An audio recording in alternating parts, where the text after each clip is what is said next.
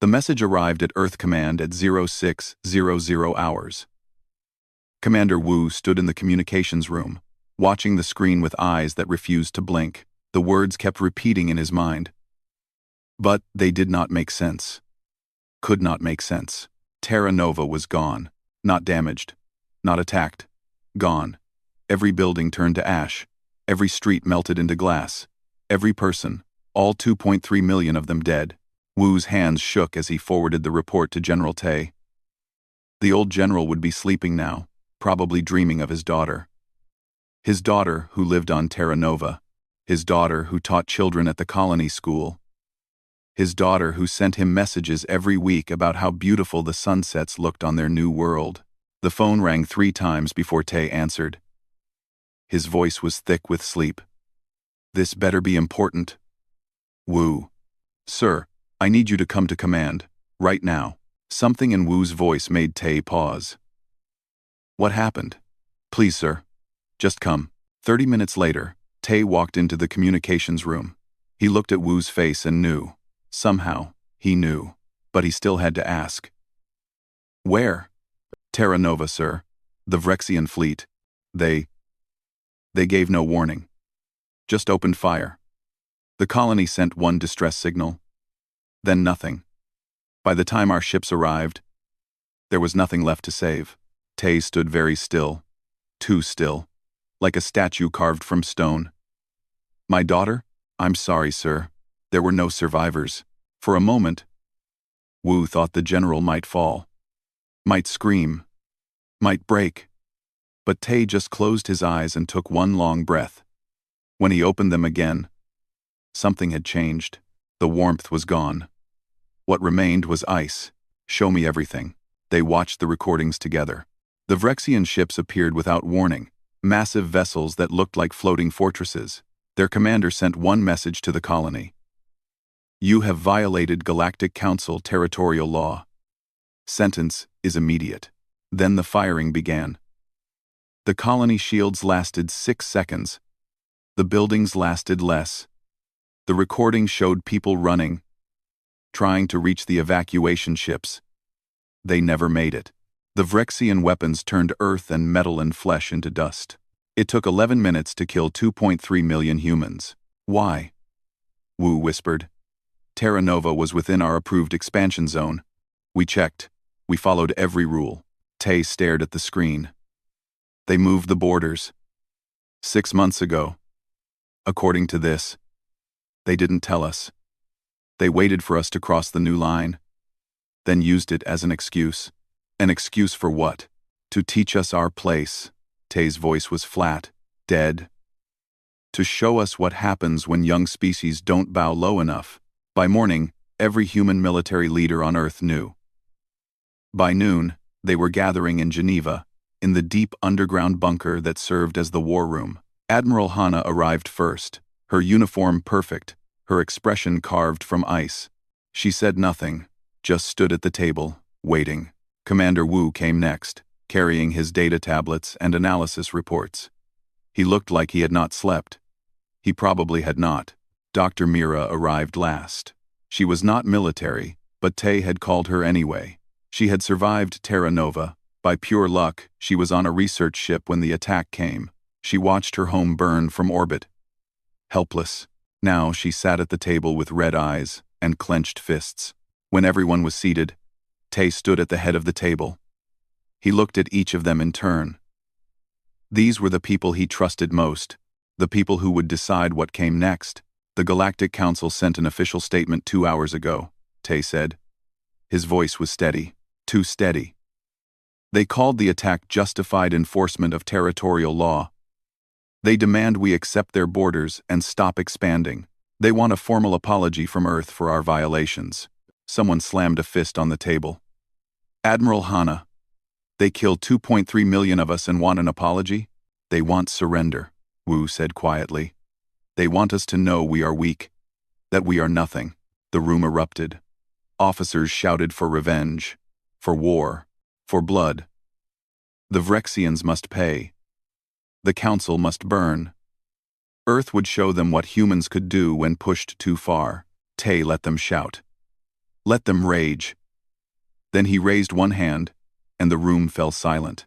No more, he said. Everyone stared at him. No more what, sir? Hana asked carefully. No more war. Not their kind of war. Confused looks passed around the table. Wu leaned forward. Sir, I don't understand. Tay pulled up a hologram. It showed the Galactic Council species, the proud Vrexians with their scales and warrior culture, the Nethrin Collective with their hive minds and perfect efficiency, the ancient Yildra with their million years of history. Look at them, Tay said. What do you see? Our enemies, someone muttered. No. Tay shook his head. I see species who have forgotten what war really means. The Council has not fought a real war in 800 years. They have skirmishes, naval battles with rules, honor duels in space. They think that is war. He pulled up another image. Earth's history. Burning cities, trenches filled with bodies, mushroom clouds rising over devastated lands. This is war, Tay said. This is what humans do when we fight. We don't have rules. We don't have honor. We have one goal: win. At any cost. Dr. Mira stood up. Her voice was shaking. Are you saying we should do this? Become monsters like them? No. Tay looked at her. I'm saying we show them what a real monster looks like. What a species born from endless war can do when you kill their children. He turned back to the table. The Council thinks they taught us a lesson. They think we will bow. Apologize. Accept our place as the weak newcomers. They are wrong. So what do we do? Hana asked. Tay's smile was cold, dangerous. We teach them. We show them what humanity learned in 10,000 years of killing each other. We show them tactics they have never seen. Strategies that would horrify them. We fight a war so terrible, so total, that they will never forget what happens when you attack Earth. But you said no more war, Wu said. No more war like theirs, Tay corrected. No more standing in lines and shooting. No more honor. No more mercy. We fight our way, the human way. He looked around the table. I am not asking you to follow me into glory. There will be no glory. I am asking you to follow me into darkness. To do things that will haunt us forever. To become what we must become to survive. The room was silent. Finally, Hana stood. I'm in. Wu stood next. I'm in. One by one, they all stood. Even Dr. Mira, tears running down her face. For Terra Nova, they repeated. Tay nodded slowly. Then let's begin. Commander, Wu, I want intelligence on every Council species. Their weaknesses, their fears, everything. Admiral Hana, start pulling our fleets back. Mira, I need you to design weapons. Biological, psychological. Things that will make them wish they had never heard of humanity. He paused. And someone get me Ambassador Sung. We need to send the Council a message. What message? Wu asked. Tay's eyes were cold, empty. That humanity respectfully declines to participate in their version of civilization anymore. We tried playing by their rules. They killed us for it. Now they play by ours. The meeting ended. The generals left to begin their work, but Tay remained, staring at the hologram of Terra Nova, at the place where his daughter died. No more war, he whispered to the empty room. No more war, only vengeance. Commander Wu had not left his office in 3 days. The room smelled like coffee and exhaustion. His desk was covered with screens, each showing data about the Galactic Council species, their history, their military, their weaknesses. General Tay entered without knocking. He looked at the mess of information and raised an eyebrow. Tell me you found something. Oh, Wu looked up. His eyes were red, but there was excitement in them. Sir, I found everything. The Council is living a lie, and they don't even know it. He pulled up a hologram showing the Council's military history. Look at this. 800 years since their last real war. Since then, nothing but what they call regulated conflicts. Small border disputes. Skirmishes that follow strict rules. No civilian targets. No total warfare. They even have referees, sir. Actual referees who make sure everyone fights fair. Tay stared at the data. You're joking. I wish I was. Wu brought up more files.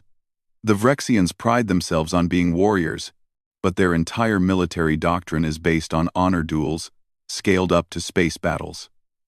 They announce their attacks. They fight in open space. They consider ambushes and surprise tactics to be dishonorable. And the others? The Nethrin Collective is worse. They are so efficient, so organized, that they cannot handle chaos. Their entire society runs on predictable patterns. Disrupt those patterns, and they panic. And the Yildra? They are ancient. So ancient that they have forgotten how to adapt quickly. They rely on technology and wisdom that is 1,000,000 years old. They think they have seen everything. Tay sat down slowly. They have never faced humans. Exactly. Wu's voice was intense now. Sir, these species have forgotten what real war looks like. They think war is noble, controlled, something you can win with bigger ships and better technology. They have never fought an enemy that fights dirty, that uses every possible advantage, that refuses to quit. And we have done nothing but that for our entire history. Wu pulled up Earth's military history. We have fought wars that lasted centuries, wars where entire generations were born and died on the battlefield. We developed tactics so brutal that we made rules to stop using them, and then broke those rules when we had to. Tay studied the information. What are their fleet movements like? Tay study. Predictable. They mass their ships in obvious locations. They send scouts ahead to announce their presence. They give warnings before attacking. Sir, they literally tell their enemies where they are going to attack, and when. Because they think that is how war works. Because they have never known anything different. Wu pulled up tactical maps. But there is more. Their logistics are centralized. They rely on supply chains that run through known routes. Their communication networks are old but stable, which means they have not updated their security in centuries. And their homeworlds? Barely defended. They assume no one would dare attack a council homeworld. Tay leaned back. A cold smile crossed his face. Assumptions are dangerous in war. The door opened. Admiral Hana walked in, followed by Dr. Mira. Hana looked tired but determined. Mira looked angry. Good. Anger was useful. Report, Tay said. Hana pulled up fleet positions. I have been pulling our ships back like you ordered. The Council thinks we are retreating. Their intelligence reports say Earth is preparing to surrender. The Vrexians are celebrating. They think they broke us. Let them think that. What about our actual fleet? Hidden in the outer colonies. The ones the Council does not know about. Hana's smile was sharp. We have been building ships for 3 years, sir. Ships designed for our kind of warfare. Fast. Stealthy. Armed with weapons the Council has never seen. How many? 600 combat vessels. Another 1,000 support ships. It is not as large as the Council fleets. But we are not planning to fight their way. Tay nodded. Dr. Mira? The scientist looked uncomfortable. You asked me to design weapons. I have. But sir, some of these, they cross lines. Show me. Mira pulled up her research. The Vrexians have a weakness in their biology. Their neural chemistry is sensitive to certain compounds. I can create a virus non-lethal that causes severe tremors and disorientation. It would not kill them, but it would make them unable to fight. And the others? The Nethrin rely on cybernetic implants to maintain their hive connection. I can design nanobots that corrode those implants.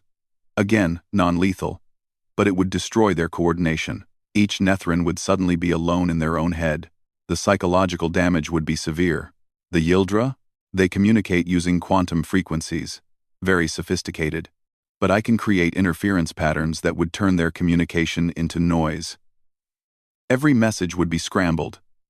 They would not be able to coordinate their fleets. Tay studied the designs. You said these cross lines. Why? Because we are talking about biological and psychological warfare, sir. About deliberately causing terror and confusion. About using science as a weapon in ways that might save human lives, Tay interrupted. Dr. Mira, I understand your hesitation. But tell me, when the Vrexians destroyed Terra Nova, did they hesitate? Did they worry about crossing lines? Mira's jaw tightened. No. Then we will not either. At least, not in the same way. We will not kill civilians. We will not massacre innocents. But we will absolutely use every advantage we have. He looked at all of them. The Council thinks they are superior to us. More civilized. More advanced. They look at Earth and see a young species that barely crawled into space. They think we are primitive.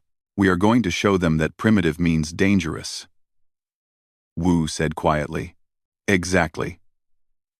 Tay stood and walked to the window. Geneva spread out below, peaceful and calm. For now, here is what we are going to do. First, we go silent. No communications with the Council.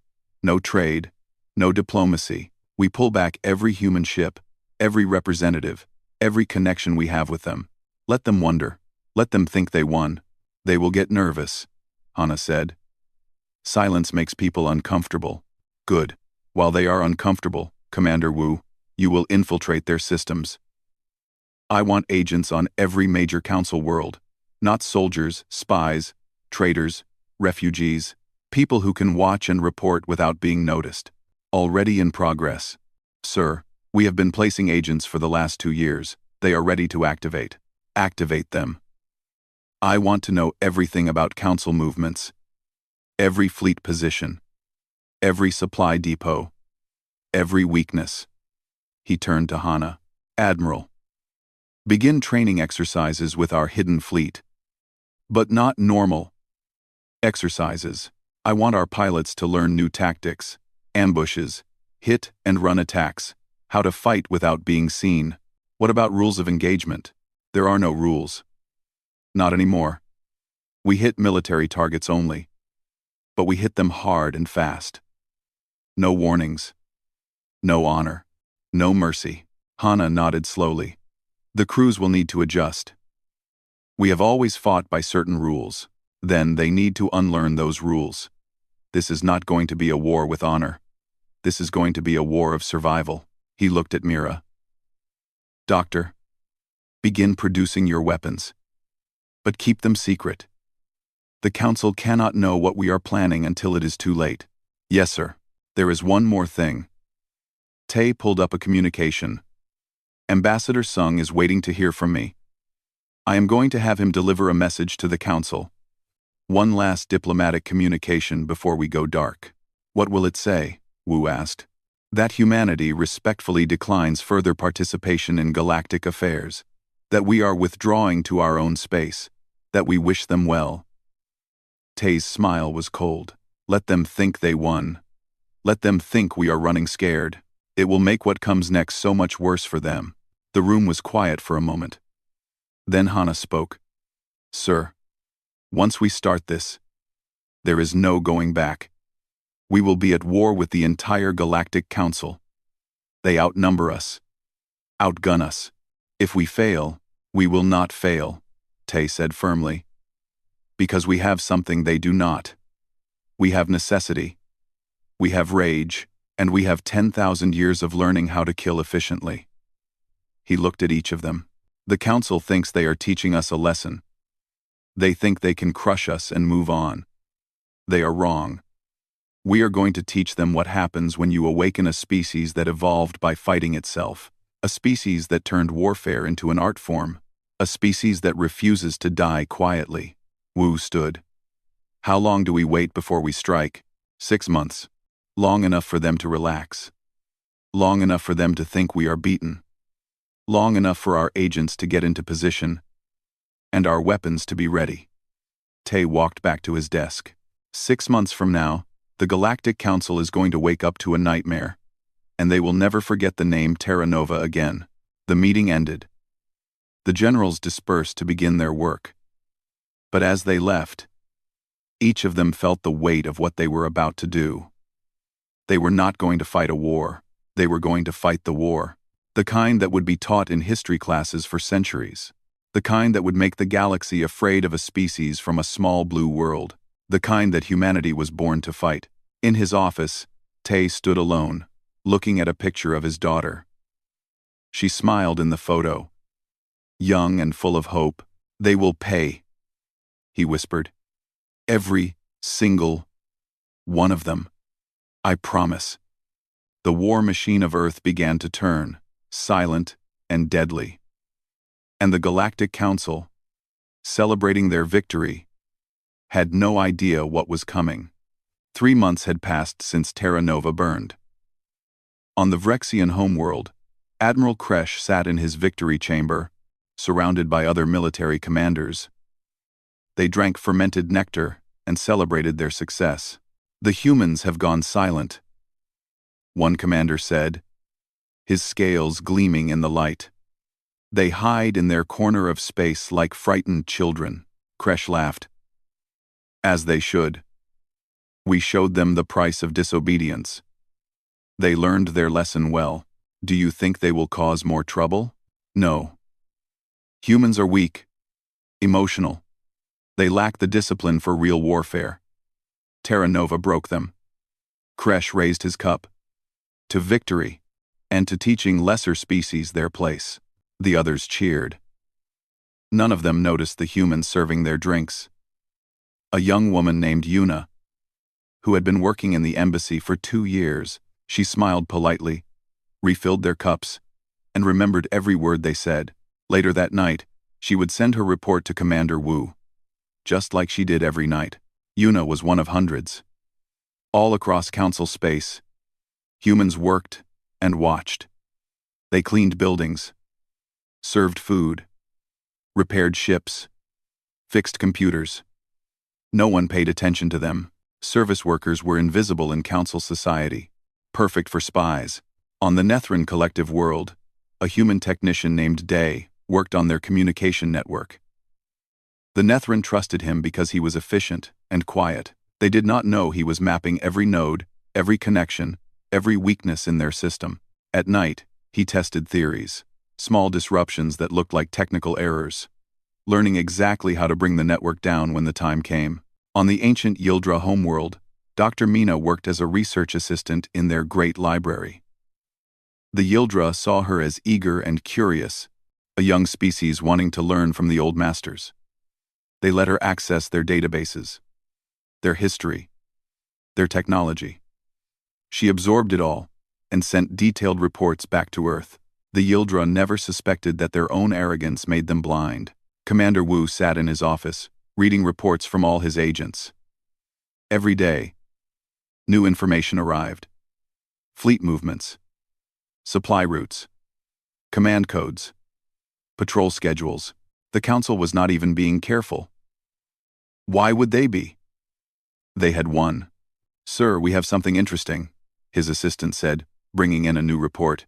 Wu read it quickly. His eyebrows rose. "The Vrexians are planning a celebration?" "Yes, sir. 6 months from now.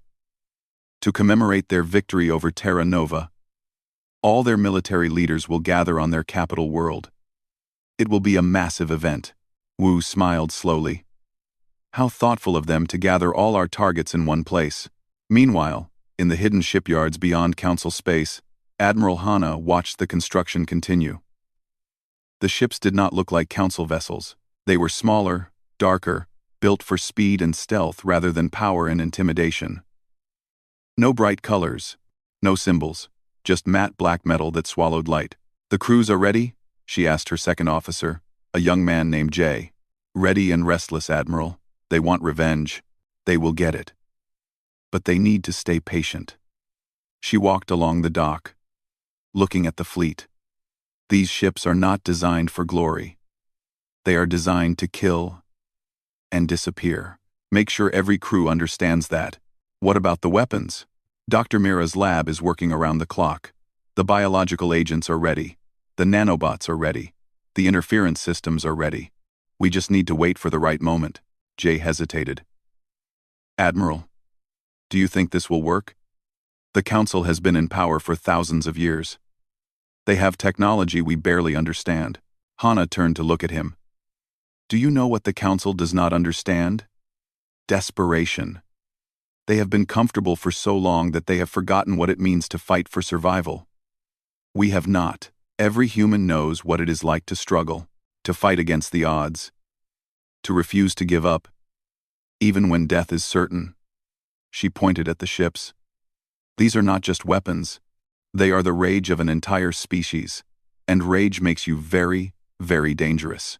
On Earth, Dr. Mira worked in her laboratory, surrounded by containment units and computer screens. She looked tired, haunted, but determined. Her assistant, a young scientist named Kai, approached carefully. Doctor, the latest batch is ready for testing. Mira nodded. Show me. They moved to a sealed testing chamber. Inside, a Vrexian tissue sample was exposed to the virus Mira had created. Within seconds, the tissue began to show signs of neural disruption. Not death, just chaos. Confusion. Exactly what she had designed. It works perfectly, Kai said. But doctor, are you sure about this? Using biological weapons? They used kinetic weapons on civilians, Mira interrupted. Her voice was cold. They killed children, scientists, artists, people who never wanted war. They murdered them without warning or mercy. She looked at Kai. What I am creating will not kill. It will disable. It will terrify. It will make them understand what helplessness feels like. Is that cruel? Yes. But it is also justice. The Council will call it a war crime. The Council lost the right to judge us when they committed their own war crimes. Mira turned back to her work. Continue testing. I want zero chance of this killing anyone. We are not murderers, but we are absolutely going to make them suffer. In Geneva, General Tay met with Ambassador Sung. The diplomat looked older than he had 3 months ago. Sadder, but also harder. The Council is getting nervous, Sung reported. They expected us to respond, to negotiate, to do something. Our silence is making them uncomfortable. Good. They sent messages asking about trade agreements, technology exchanges. They want to normalize relations. What did you tell them? Nothing. I have not responded to any communication in 2 months. Sung smiled grimly. It is driving them crazy. The Vrexians especially. They keep demanding meetings. They want to know what we are planning. And they will never know until it is too late. Tay pulled up a star map. Ambassador, in 3 months, I need you to make one final communication. A farewell message. Tell them that humanity is withdrawing from galactic affairs. That we wish them prosperity. That we have learned our lesson and will stay in our corner of space. They will not believe it. They will believe what they want to believe. They want to think they won. That they scared us into submission. Let them have that comfort. It will make their shock so much greater. Sung was quiet for a moment. General, once this starts, there is no diplomatic solution.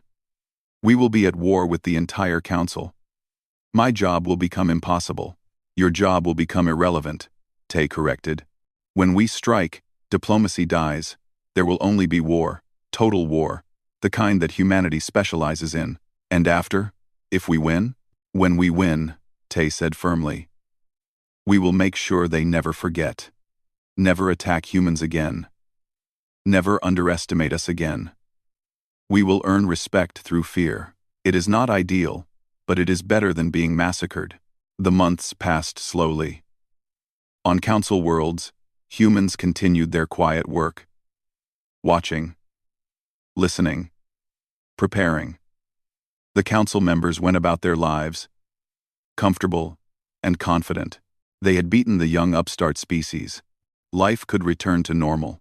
But in the shadows, Wu's network grew stronger. Every week, new information arrived. security codes, fleet positions, personal schedules of military commanders. The Council's entire infrastructure was being mapped down to the smallest detail. In the shipyards, Hana's fleet grew larger. 600 ships became 700, then 800. All hidden, all waiting. The crews trained constantly, running simulations of attacks that the Council would never expect. Ambushes from the darkness, strikes on supply lines, attacks that violated every rule of honorable warfare the Council believed in. In her lab, Mira perfected her weapons. The virus that would disable Vrexian warriors. The nanobots that would break Nethran connections. The interference patterns that would scramble Yildra communications. She tested each one hundreds of times, making sure they worked exactly as planned. Non-lethal, but devastating. General Tay watched all of this from his command center. Reports came in daily. Every piece moving into place. Every preparation complete. The Council had no idea. They celebrated their victory while humans prepared for vengeance. 5 months after Terra Nova, Ambassador Sung sent his final message to the Galactic Council. It was simple and polite. Humanity was withdrawing from galactic society. They would remain in their designated space. They thanked the Council for the lessons learned.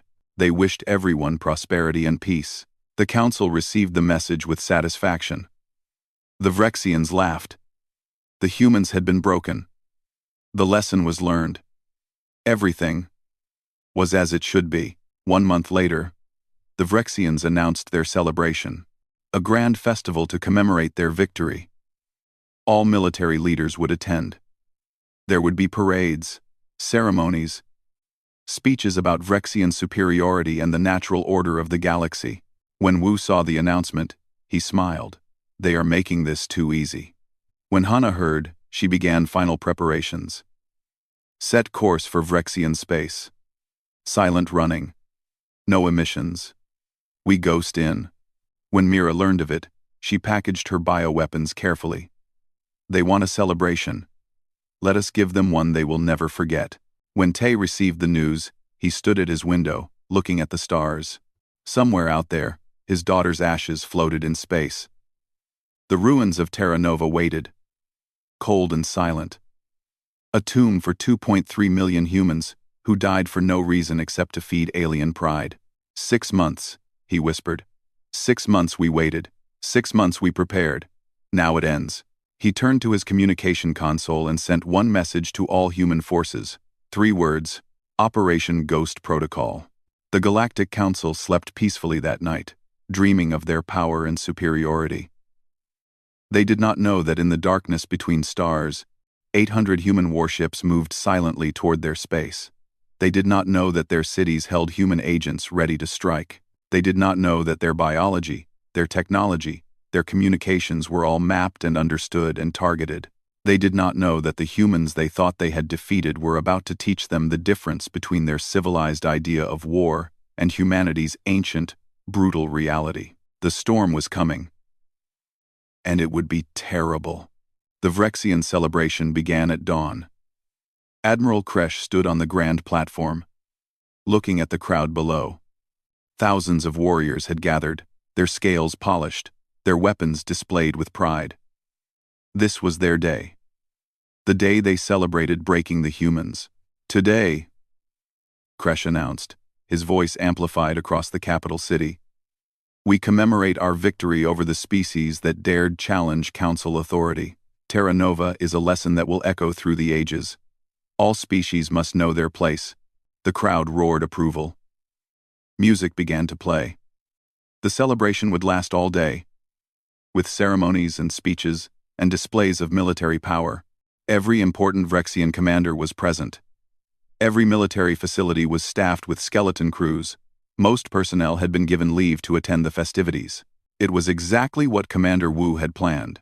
In orbit, invisible to Vrexian sensors, 8 human ships hung in the darkness. They had taken 2 weeks to reach this position, moving silently, using the shadow of the planet's moon to hide. Now they waited. Inside the lead ship, Admiral Hana watched her tactical display. All ships report status. Ready, Admiral. Weapons systems? Armed and locked on targets. Hana looked at the time. According to Wu's intelligence, Kresh's speech would last exactly 20 minutes. Then there would be a moment of silence for fallen Vrexian warriors. That moment would be when they struck. "Prepare to fire on my mark," she said quietly. "Remember, military targets only. No civilian casualties. We are not them." The minutes ticked by. On the surface, Kresh continued his speech, talking about Vrexian superiority and human weakness. The crowd listened, proud and arrogant. None of them looked up at the sky. Hana counted down. 10 seconds. 5, 4, 3, 2, 1. Mark. The human ships fired. Not the massive energy beams Council species used. Those were loud and bright and gave away positions. Instead, they fired kinetic rounds, simple metal slugs accelerated to tremendous speeds. Silent, invisible, deadly. The rounds hit 3 major targets simultaneously. The main military command center exploded in a ball of fire. The primary communications hub simply vanished, turned to dust in an instant. The orbital defense platform, unmanned for the celebration, shattered like glass. On the surface, Kresh stopped mid-sentence. Alarm sirens began to wail. Fire rose from the command center, visible even from the celebration grounds. Warriors stared in confusion. This was impossible. They were the victors. They were safe. "We are under attack," someone screamed. Chaos erupted. Warriors ran in all directions, trying to reach their posts. But there was no organization, no coordination. The command structure had just been destroyed, and their communication network deactivated his program. From his position in the Nethrin communication facility, he sent a cascade of code through their entire network. The Nethrin relied on perfect synchronization. What they got was noise, static, confusion. Every message scrambled, every connection severed. The hive mind fractured into millions of individual voices, all screaming in sudden isolation. On the Yildra homeworld, their quantum communication system suddenly filled with interference. Dr. Mina had positioned transmitters throughout their capital city over the past 6 months, hidden in plain sight. Now they all activated, broadcasting carefully designed frequencies. The ancient Yildra technology, unchanged for 1,000,000 years, could not filter the chaos. Their commanders tried to give orders. What reached their fleets was gibberish, and then Yuna released the virus. She had prepared carefully. The Vrexian water system was centralized, easy to access for someone who cleaned the embassy buildings. She poured the bioweapon into the supply, a clear liquid that looked like nothing. Within hours, it would reach every major building in the capital. The virus worked fast. Vrexian warriors suddenly felt their muscles twitch. Their balance failed. Vision blurred. Neural signals misfired. They did not die. Mira had designed it to be non-lethal, but they could not fight, could not coordinate, could not do anything except struggle with their own bodies. Kresh felt it first. His legs gave out, sending him crashing to the platform. Around him, other commanders fell, shaking and disoriented. The crowd panicked, thinking it was some kind of attack. They were right, but they could not see the enemy, could not fight back, could only suffer. Admiral Hana watched the chaos from orbit. Second wave, launch. More human ships appeared from hiding. They struck military shipyards, supply depots, weapons facilities. Each target was hit with precision. Each strike was devastating, and each one happened before the Council could even understand they were under attack. But the humans did not stop there. Across 12 star systems, similar attacks occurred simultaneously. Human ships appeared from nowhere, struck military targets, and vanished before Council forces could respond. It was not war as the Council understood it. There were no fleet battles, no honor duels, just sudden violence and disappearance. The Council tried to respond. The Vrexian fleets mobilized, moving toward human space to retaliate. They were massive armadas, powerful and proud. They would crush these insects who dared attack. But Admiral Hanna did not meet them head-on. Why would she? Instead, human ships attacked the Vrexian supply lines, the fuel depots that fed the armada, the food shipments that sustained the crews, the ammunition stores that armed the weapons. Each convoy was hit by small, fast human ships that struck from the darkness and disappeared before reinforcements arrived. The great Vrexian fleet found itself stranded in space, running out of fuel. With hungry crews and empty weapons, they sent distress calls, demanding support. But their communications were still scrambled. Their messages reached no one. The Nethrin collective tried to use their superior numbers and coordination to overwhelm the humans, but their coordination was broken. Each Nethrin ship operated independently now, isolated and confused. Human forces picked them off one by one, small engagements that the Nethrin always lost because they could not work together. The ancient Yildra called upon their million years of wisdom and sent their most experienced commanders to handle this crisis. But experience meant nothing when all your communication was static. Their fleets could not coordinate. Their strategies meant nothing when orders never arrived. They wandered through space, blind and helpless. And then Dr. Mira appeared on every council broadcast channel. She looked professional, calm, but her eyes held cold anger. Behind her was footage, historical videos from Earth, ancient wars, burning cities, millions dead, weapons of terrible power. "This is Dr. Mira of Earth," she began. "I am a survivor of Terra Nova. I watched your fleet murder 2.3 million humans without warning or mercy. You called it justice. You called it enforcement. You expected us to accept this and bow to your authority." She paused, letting them see more footage.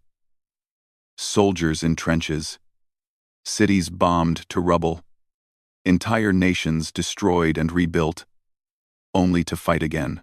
"Let me educate you about humanity," she continued. "We are not like you. We did not evolve on peaceful worlds with few predators. We evolved on a planet that tried to kill us every day. We survived by becoming the most dangerous things on our world. And then, when we had no more animals to fight, we fought each other." More footage. Wars that lasted decades. Conflicts that killed millions. Weapons that erased entire cities in seconds. For 10,000 years, we killed each other. We developed tactics and strategies and weapons specifically designed to defeat other humans, the smartest, most adaptable enemy possible. We learned how to win wars against enemies just as intelligent and determined as ourselves, and we got very, very good at it. She leaned forward, her voice cold. "You think you taught us a lesson at Terra Nova? You thought you showed us your power. You thought we would be afraid. You were wrong. What you did was wake something that was safer sleeping. You reminded us what we are, not the peaceful species trying to join your civilized galaxy, but the species that earned our place at the top of our world through endless warfare." The footage changed to show current attacks, Vrexian facilities burning, Nethrin ships drifting helpless, Yildra fleets lost and confused. "This is not war as you understand it. You have rules, honor, fair battles. We have one rule: win. We do not announce our attacks. We do not fight with honor. We strike where you are weak and disappear before you can respond. We target your supplies, your communications, your ability to coordinate.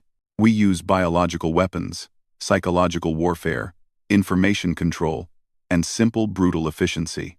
She stood up, and behind her appeared an image of Terra Nova, the beautiful colony as it was. Then, the ruins after the Vrexian attack. "You killed 2.3 million of us. You made that choice. Now you face the consequences. This is not revenge, this is education. We are teaching you what humanity learned over thousands of years of warfare. We are showing you that there are species in this galaxy who do not fight for glory or territory. We fight for memory, for justice, for the principle that no one kills our people without paying a price." The broadcast ended. But the message was clear. The Council had thought they were dealing with a young, weak species. They were wrong. They were dealing with a species born in fire, raised in conflict, and perfected in the art of war. For the first time in 800 years, the Galactic Council knew fear. In his command center, General Tay watched the reports come in. 17 military installations destroyed. Multiple supply chains disrupted. Council communications in chaos. Council forces scattered and confused. Status of our forces? He asked. Minimal casualties, sir. 3 ships damaged, already being repaired.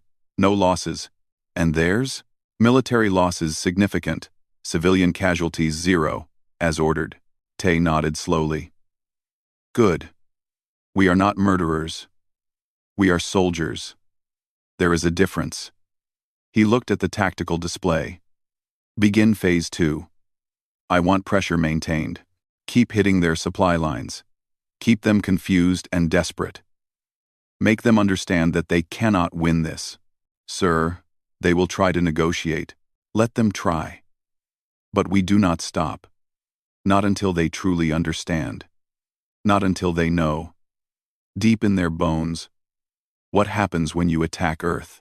The war continued. But it was not a war of glory or honor. It was a war of attrition, of psychological pressure, of showing a civilized galaxy what uncivilized warfare looked like. The Council was learning a hard lesson. Never wake a sleeping predator. 18 months. That was how long the war lasted. 18 months of human forces appearing from nowhere, striking military targets, and vanishing. 18 months of disrupted supply lines, scrambled communications, and psychological terror. 18 months of the Galactic Council learning what real warfare meant. In the council chambers, the leaders gathered. But they were not the same leaders who had celebrated Terra Nova's destruction. Admiral Kresh was dead, not from human weapons, but from shame. He had taken his own life when his entire fleet surrendered without firing a shot, stranded and helpless in deep space. The Nethran Collective's hive queens were isolated in separate facilities. Unable to reconnect properly after their networks collapse, the Yildra Empress had aged a century in 18 months, her ancient confidence shattered. We must end this, the new Vrexian commander said. His name was Tal, and he was young. Too young.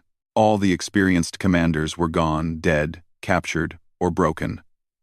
We cannot continue.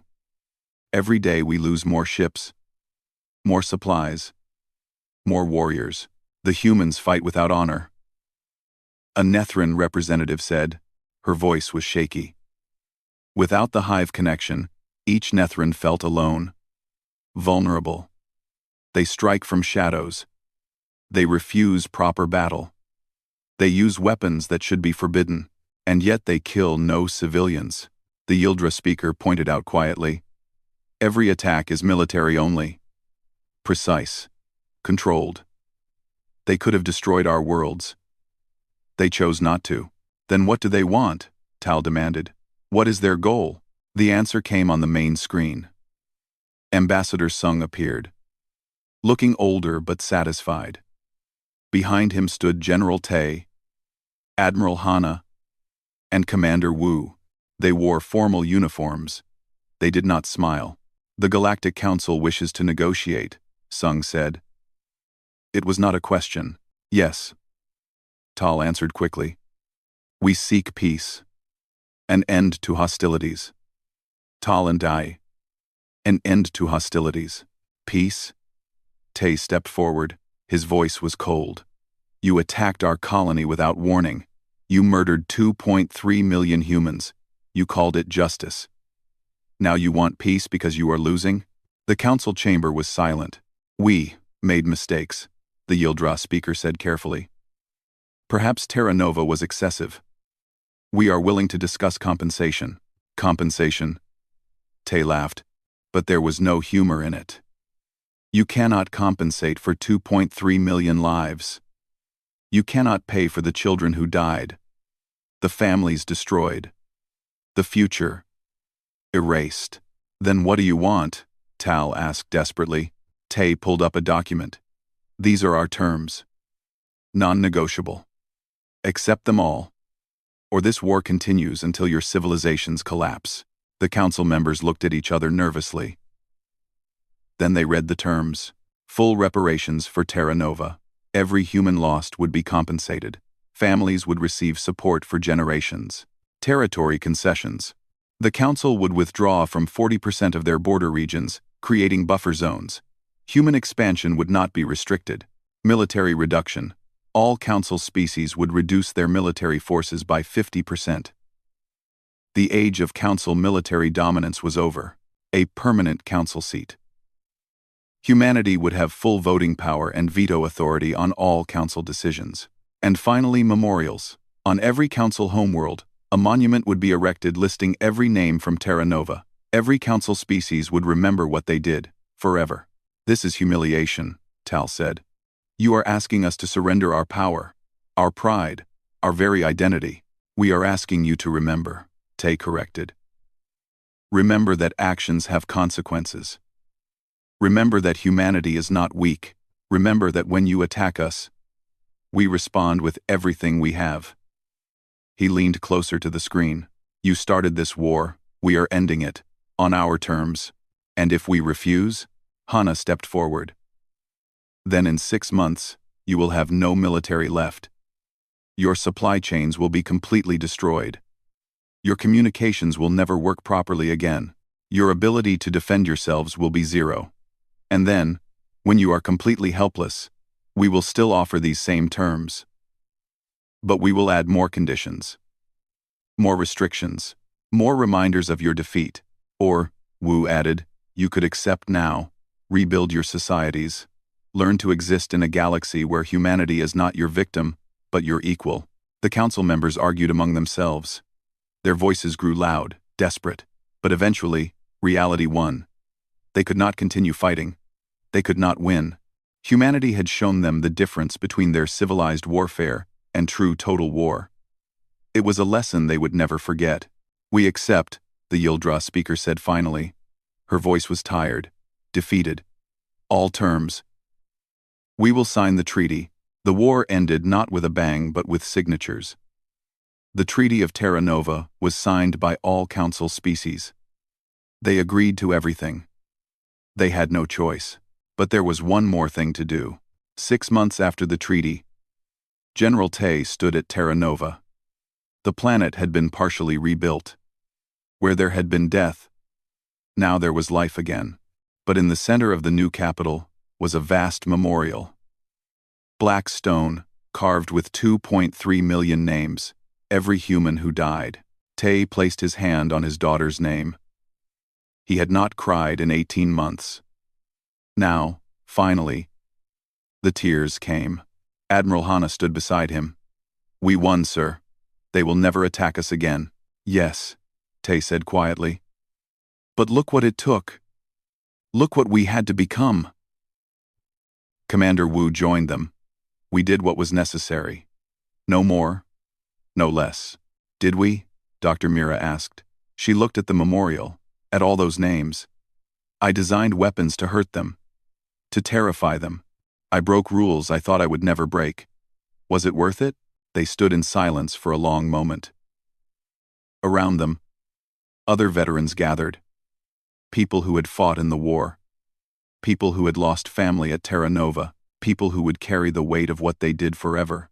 It was worth it, Tay said finally. Not because we wanted revenge, but because we had to show the galaxy who we are. What we can do. That humans are not prey. That we do not accept injustice quietly. He looked at his team. We fought a terrible war. We did terrible things. But we did them to prevent future terrible things. The Council will never attack another young species. Never abuse their power. They learned fear. And sometimes, fear is the only teacher that works. Will they forgive us? Mira asked. No. Hana said. But they will respect us. They will see Earth and remember what happened when they pushed us too far. They will teach their children about Terra Nova, about the war, where the young species taught the old ones about real warfare. And us? Wu asked. Will we forgive ourselves? Tay looked at the memorial again. No.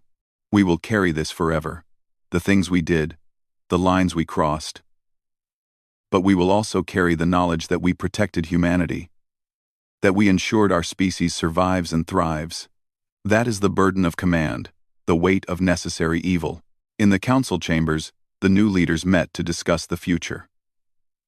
The treaty had been signed. The war was over. But the galaxy had changed forever. Humanity must be contained, Tal said. They are too dangerous.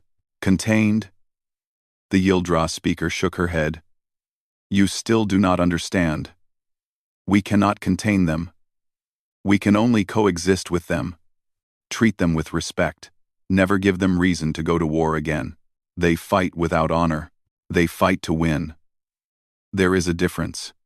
We forgot that over the centuries.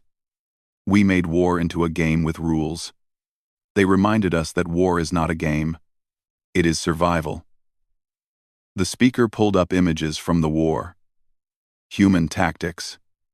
Human strategies. Human efficiency.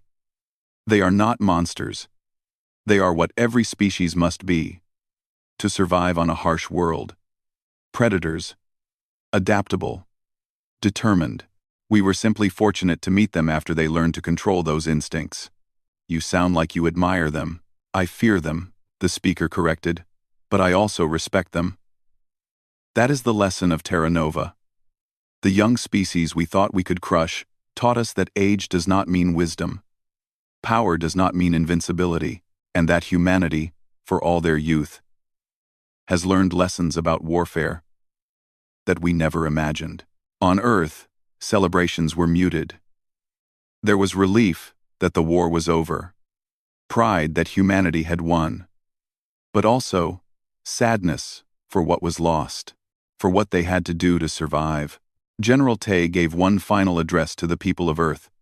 His hair had turned gray during the war. His eyes were tired, but his voice was still strong. Today, we remember Terra Nova. Not just the attack, but everything that came after. We went to war with the most powerful civilizations in the galaxy. We won. But victory came at a cost. We had to become something we never wanted to be. We had to use tactics that should horrify us. We had to show the galaxy our capacity for violence. And, he paused, looking directly at the camera. Some will say we were wrong. That we went too far. That we should have accepted the Council's apology and moved on. But I say this, we owed it to the 2.3 million dead to ensure their deaths were not meaningless. We owed it to future generations to establish that humanity cannot be attacked without consequence. We owed it to ourselves to prove that we are not victims. Another pause. The galaxy has learned to fear us. Good. Fear will protect us better than love ever could. But we must also learn from this. We must never become what the Council was: arrogant, cruel, certain of our superiority. We must remember that power must be used carefully. That might does not make right. That we fought this war not for glory but for justice. He looked tired, so tired. No more war, he said finally. That is what I said when this began. And I meant it. No more war like theirs. No more pretending violence can be civilized. No more accepting injustice, but also no more unnecessary conflict. No more fighting just because we can. We have proven ourselves. Now we must prove we can be trusted with the power we have earned. The broadcast ended. Tay sat alone in his office, looking at a picture of his daughter. She smiled in the photo. Young, innocent, gone forever. Did I do right? He whispered to the empty room. Did I honor your memory? Or did I just add more death to death? There was no answer. There never would be.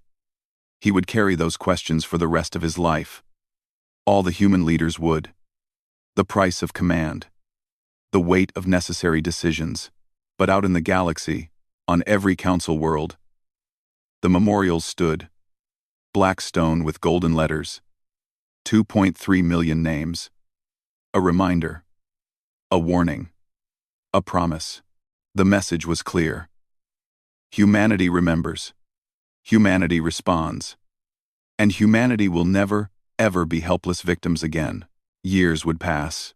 The wounds would heal. Trade would resume. Relations would normalize. But the galaxy would never forget the 18 months, when humans showed them what war really meant, when the young species educated the old ones in violence, when Terra Nova became not just a tragedy but a turning point. The age of council dominance was over. The age of humanity had begun. Not through kindness or diplomacy, but through the cold, hard lesson that some species are born predators. And you should never, ever attack a predator's children. General Tay stood at Terra Nova one last time before returning to Earth. He touched his daughter's name on the memorial. "We made them pay," he said quietly. "Every single one. You are avenged. Rest now." He walked away, leaving the memorial behind. But he would return. They all would. Every year. Every generation. Humanity would remember Terra Nova.